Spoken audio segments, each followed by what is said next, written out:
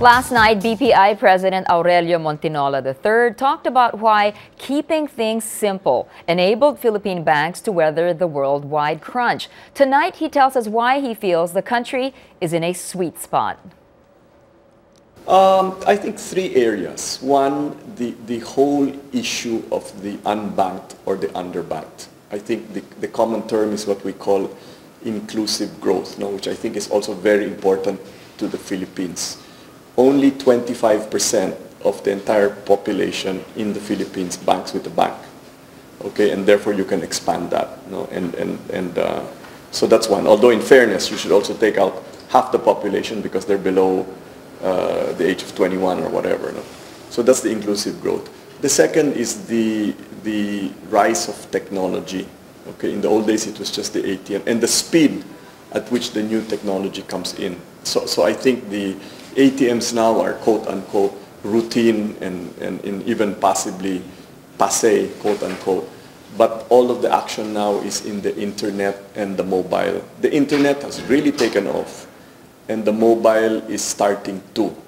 The internet is very good from a speed, a security, and a consistency point of view. The mobile is still in infancy stage because it depends on the gadget, it depends on the carrier and where you are. Well, I think we run a good ship.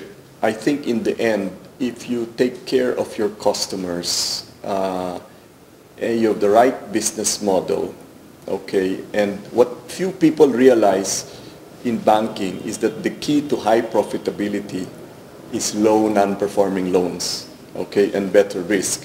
So that we do very well. And then also to have the technology to run systems in a big way. I think what we've said, our differentiator is cost and capital efficiency.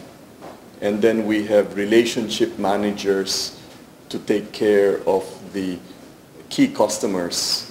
And then we have what I call superior online capability to take care of everybody else. And the combination of all of that, I don't think the high profitability is the goal. I think it is the result. How different will banking be, say, in the next 10 years? I think channels, technology, the people, including us in BPI, are already experimenting with this. You're using customer analytics to figure out who wants to do what, things like that. That's the broader part. The whole inclusive growth thing, I think for whoever can get that right. Banco is a mobile microfinance joint venture with Globe.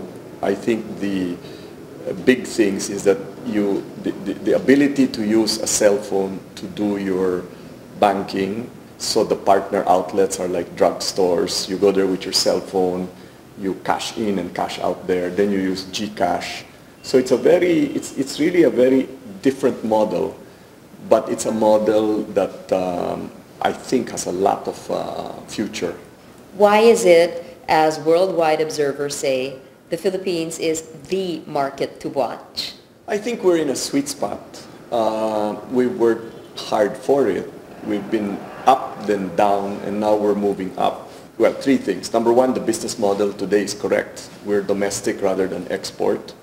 Number two, the leaders politically and economically are good, professionals, etc. So there's a lot of savings in many other areas and the rules are clearer. And number three, the Filipinos, as evidenced by the OFWs all around the world, have really become better. They've always been good in customer service, but they're abroad, everybody has a relative who's an OFW. And they're really picking up best practice everywhere and then bringing it either consciously or subconsciously to the Philippines. And then of course obviously we speak good English, articulate, etc., etc. But I think in the end it's a good time to be in the Philippines, and we're happy that it's a good time to be in banking.